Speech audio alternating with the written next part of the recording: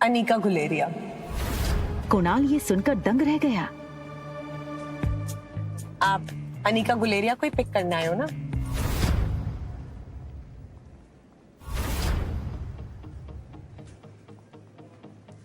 अरे वो उस मोटी को तो मैं टैक्सी में भेज दूंगा। एक काम करिए, आप दोनों मेरे साथ मेरी कार में चलिए, मैं ड्रॉप कर दूंगा आप लोग।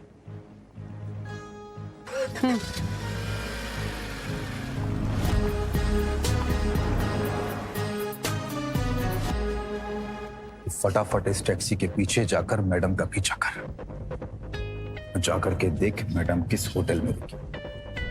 ध्यान रहे, हाँ? कोई भी तुझ पे शक ना करे। चल भाग, फटाफट भाग।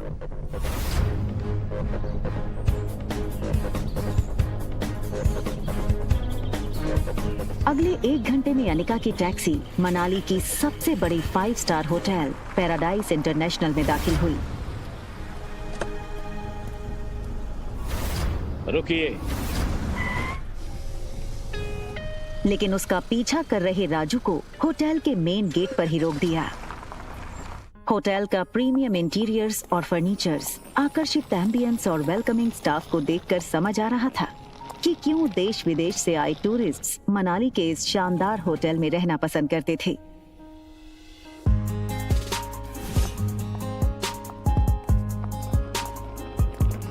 इस फ्लोर पे 2 ही रूम्स हैं। जी मैम, इस टॉप फ्लोर पे सिर्फ 2 ही लग्जरी अपार्टमेंट्स हैं। एक आपका और दूसरा हमारे होटल के मालिक रोहित मारवा सर का है। प्रेसिडेंशियल स्वीट एक काफी लग्जूरियस अपार्टमेंट था। ये प्रेसिडेंशियल स्वीट हर कोई अफोर्ड नहीं कर सकता था, मगर world famous neuro surgeon doctor Amrita उर्फ अनिका को इससे क्या फर्क पड़ने वाला था। तुम चेंज करो, मैं आ रही।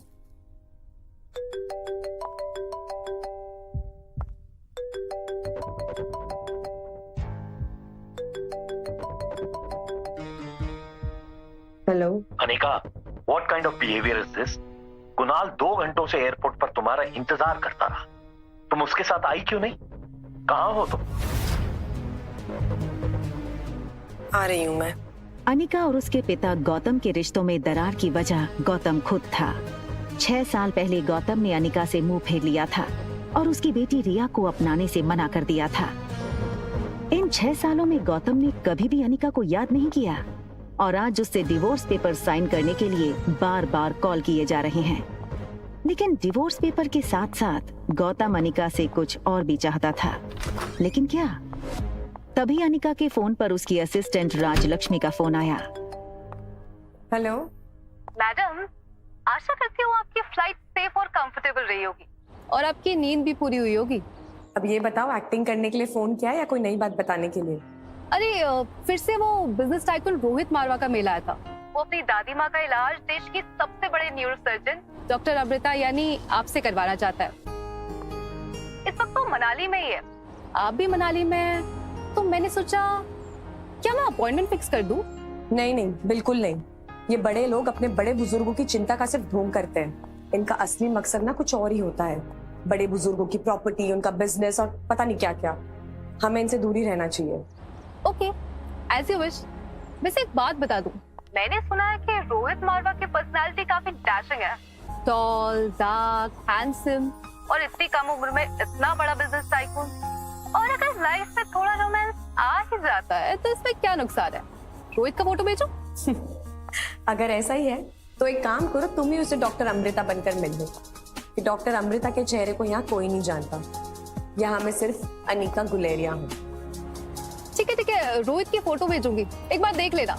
अनिका हंसते हुए फोन काट देती है, लेकिन इसके पहले कि अनिका लिफ्ट के अंदर जा पाती, तभी अनिका को लगा जैसे मानो उसके पीछे कोई खड़ा हो। अनिका ने जैसे ही पीछे मुड़कर देखा तो वो हैरान हो गई। पीछे रिया खड़ी थी। उसका चेहरा कुछ उखड़ा हुआ था और वो बस अनिका को एकटक देखे जा रही थी। अनिका को लगा कि रिया नींद से अचानक उठकर उसने अनिका को पास नहीं देखा होगा, इसलिए ऐसे खड़ी हो गई होगी। मम्मा जल्दी वापस आ जाएगी और आते हुए ना आपकी फेवरेट चॉकलेट आइसक्रीम ले आएगी, ठीक है? आप जाओ कमरे में और आराम करो या अपनी फेवरेट वीडियो गेम खेल लो, ठीक है?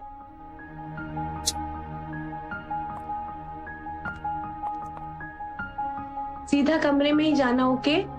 मम्मा loves you and she will miss you a lot. बाहर जाने की जल्दी में अनिका एक बात भूल रही थी कि उसने अपने कमरे का दरवाजा बाहर से बंद किया था। फिर भी रिया रूम से बाहर कैसे आ गई थी? तभी एक टॉल और हैंडसम आदमी होटल के टॉप फ्लोर के कॉरिडोर में तेजी से चलता हुआ आता है। ये आदमी था मारवा इंडस्ट्रीज का सीईओ रोहित मारवा।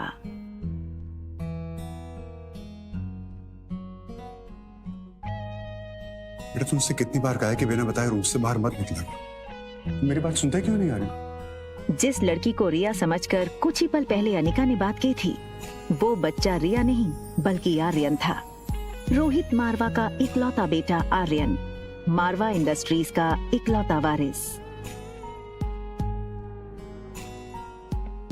और इन सब में सबसे मजेदार बात ये थी कि रोहित का बेटा आर्यन और अनिका की बेटी रिया दोनों की शक्लें एक दूसरे से हूबहू मिलती जुलती थीं।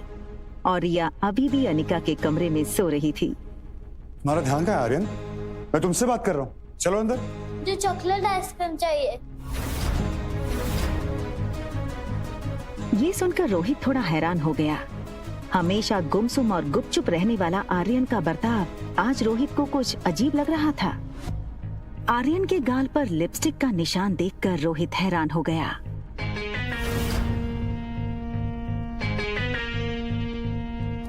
रोहित ने तुरंत सिक्योरिटी चीफ को फोन करके उसके रूम के बाहर का सीसीटीवी फुटेज तुरंत मंगवाया।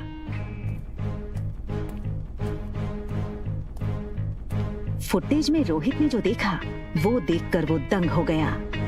आर्यन एक ऐसा बच्चा था जो किसी अजनबी से तो दूर बल्कि रिश्तेदारों से भी ज्यादा बात नहीं करता था, ना ही उसके पापा के अलावा किसी के साथ मिक्स होता था। लेकिन सीसीटीवी में आर्यन ने एक बिल्कुल अजनबी औरत को अपने पास आने दिया, यहाँ तक कि उसे किस भी करने दिया। ये बात रोहित को बड़ी अजीब लगी। दूसरी तरफ अनिका गुलेरिया हाउस पहुंच गई थी। गुलेरिया हाउस उसका अपना घर। कामिनी यानी अनिका की सौतेली छोटी बहन, उसी के बर्थडे की पार्टी चल रही थी।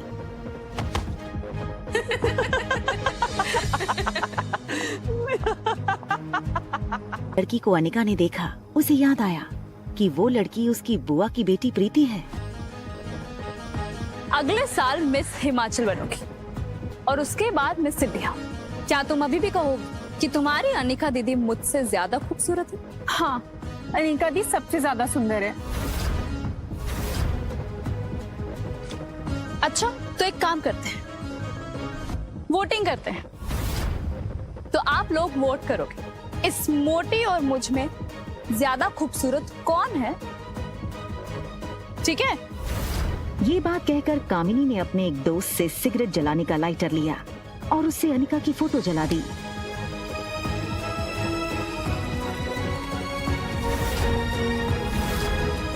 दूर खड़ी अनिका चुपचाप ये सब देख रही थी।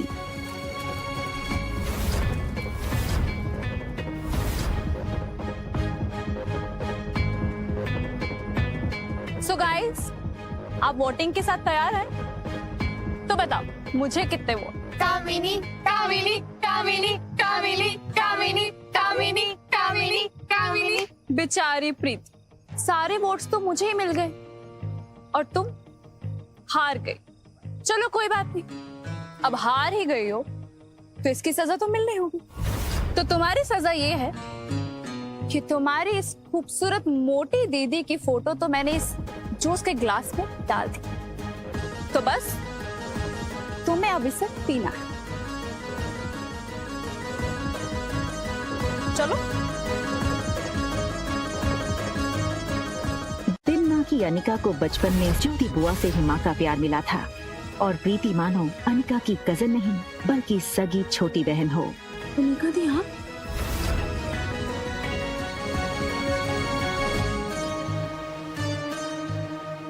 हार और जीत का फैसला खेल खत्म होने के बाद होता है और खेल अभी खत्म नहीं हुआ है। अरे यार, ये अनिका इतनी खूबसूरत कैसे लग रही है? हाँ यार, किसी फिल्म की हीरोइन जैसे लगने लगी है। Oh my God, she looks so sexy. जीत किसकी हुई है ये तो पक्का हो गया है, तो अब जो सजा तय करी थी वो पूरी कर ली जाए। चलो पी लो। और तभी ग्लास टूटने की आवाज सुनकर गौतम और अनिका की सौतेली माँ मनीषा वहाँ आ गए। पापा, मम्मा देखो ना, ये अनिका मेरी बर्थडे पार्टी में आकर मेरी पार्टी खराब करना चाहती। पहले तो बस इसे इतना कहा कि तुमने अपना वजन कैसे घटाया, और ये कहने लगी कि मैं तुमसे काफी खूबसूरत हूँ और तुम्हारी औकात ही क्या है मेरे साथ। सबके सामने मेरी इज्जत थी पापा। बस करो अनिका, बहुत तमाशा हो गया। एक डिवोर्स पेपर पे साइन करने के लिए और कितना नाटक करोगी तुम? हमारे साथ अंदर आओ, तुमसे कुछ जरूरी बात करनी है।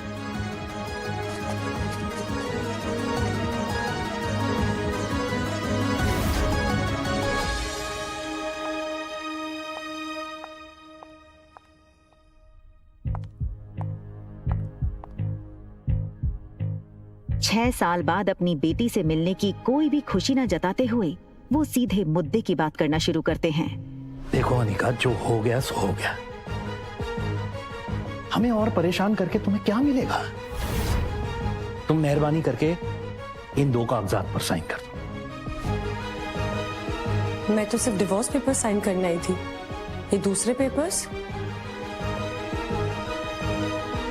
दरअसल तुमसे डिवोर्स लेने के बाद हम, यानी कि मैं और तुम्हारी नई माँ, ये चाहते हैं कि कुणाल और कामिनी की शादी हो जाए। कुणाल को भी इस शादी से कोई एतराज नहीं है, और कामिनी तो पहले से ही कुणाल को चाहती थी। बस कुणाल के दादाजी की एक ही इच्छा है। दरअसल तुम्हारी माँ के गुजरने के बाद उसकी जो फार्मा कंपनी तुम्हारे नाम हो गई थी, वो कंपनी तुम अपनी छोटी बहन कामिनी को शादी में तोहफे में दे दो। मैंने सारे कागजात तैयार करवा दिए हैं, बस तुम इन पे सिग्नेचर कर दो।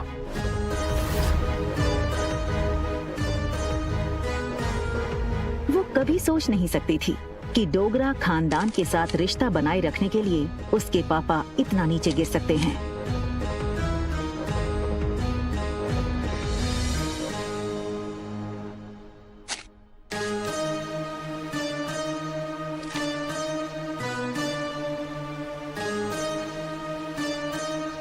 अपना कहलाने को इस दुनिया में इस कंपनी के अलावा मेरे पास कुछ नहीं है।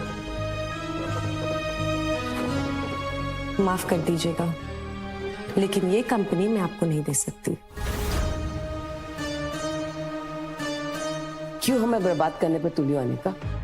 वैसे भी बिन ब्याही माँ बनकर जो समाज में तुमने हमारी इज्जत उछाली है, वो कुछ कम है क्या, जो अब अपनी बहन की जिंदगी बर्बाद करना चाहती हो तुम?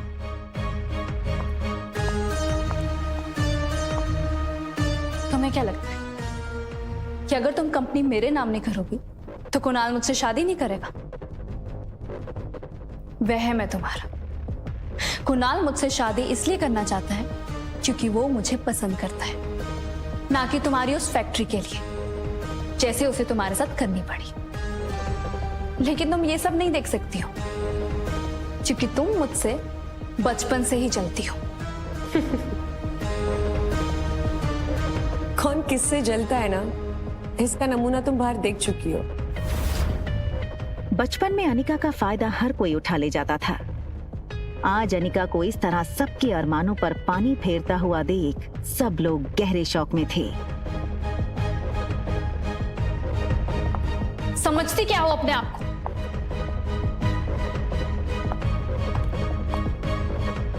वजन घटाया है तो जुबान लड़ाना भी सीख गई हो क्या? चाहे कुछ भी कह लो, मैं कल भी तुमसे ज्यादा खूबसूरत थी और हमेशा तुमसे ज्यादा खूबसूरत रहूंगी। दिखने में भी आगे और पढ़ने में भी आगे। कुछ ही सालों में मैं डॉक्टर बन जाऊंगी। मुझ जैसी लड़की को छोड़कर कुणाल तुम्हारे पास कभी वापस आ ही नहीं सकता। ठीक है, फिर एक और शर्त लगा ले।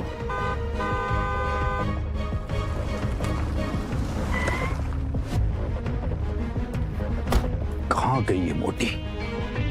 2 घंटा इसने मुझे एयरपोर्ट पे वेट कराया। अनिका, कहाँ हो तुम? क्या कुणाल अनिका को देख लेगा?